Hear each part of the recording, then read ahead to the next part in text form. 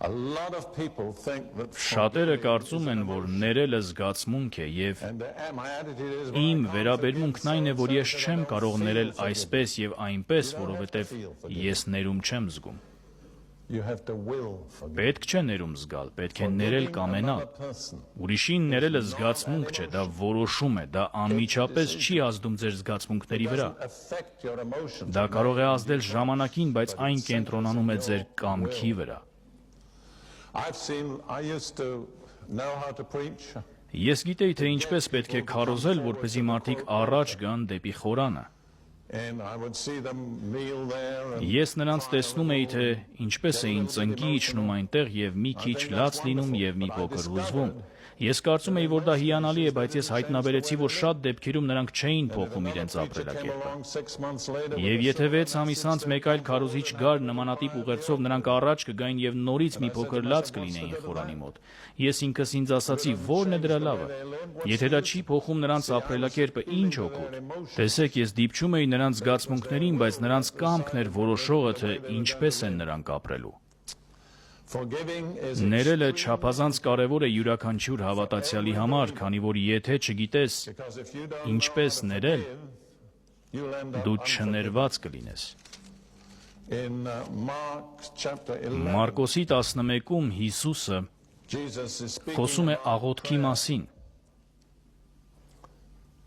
իսկ 25-րդ հատվածում ասում է. «Եվ երբ աղոթքի կանգնեք», սա վերաբերում է ցանկացած իրավիճակի, որում մենք աղոթում ենք։ Եթե մեկի դեմ որևէ բան ունեք, ինչ պետք է անել։ Ներեք։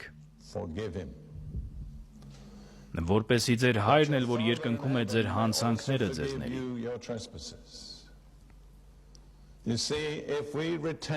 Տեսեք, եթե մենք մեր սրտերում աններողամտություն ունենանք, մեր աղոթքները կխոչընդոտվեն։ Մենք չենք ստանա մեր աղոթքի պատասխանը։ Այսպիսով Հիսուսն ասաց, երբ աղոթում եք, եթե գիտակցում եք, որ ինչ որ բան ունեք մեկ այլ անձի դեմ, մի շարունակեք աղոթել։ Դադարեցրեք, ճիշտ վարվեք, ներեք նրանց։ Նա չի ասում սպասիր, մինչև նրանք գան և քեզանից ներողություն խնդրեն։ Դա այն չէ, ինչ ակնկալում է։ Ձեր որոշումն է կարևոր, ոչ թե նրանց։ Ներիր, եթե որևէ մեկի դեմ որևէ բան ունես։ Ասացեք, կա արդյոք բացառություն։ Այս խոսքը որևէ բացառություն չի նախատեսում։ Այլ կերպ ասած, դուք չեք կարող ձեզ թույլ տալ աղոթել ձեր սրտում աններողամտություն ունենալով։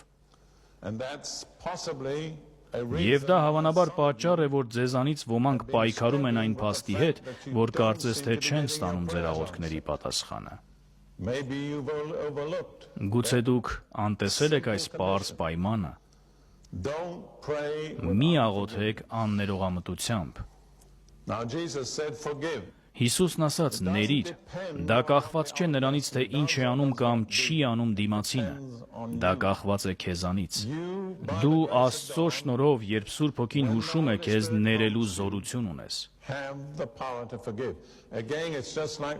Կրկին, դա պարզապես նման է ապաշխարության, առանց Սուրբ Հոգու դու չես կարող դա անել։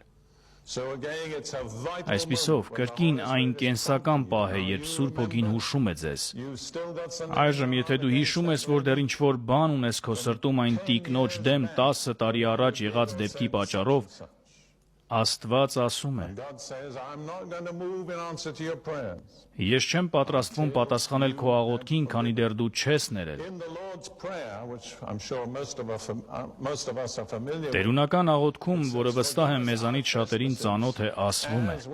ներիր մեզ մեր հանցանքները, ինչպես մենք ներում ենք նրանց, ովքեր հանցանք են գործել մեր դեմ։ Այսպիսով մենք իրավունք ունենք Աստծուց ներողություն խնդրել նույն չափով, ինչ չափով, որ մենք ներում ենք ուրիշներին։ Փաստորեն հունարեն ավելի վառ է սա նկարագրում։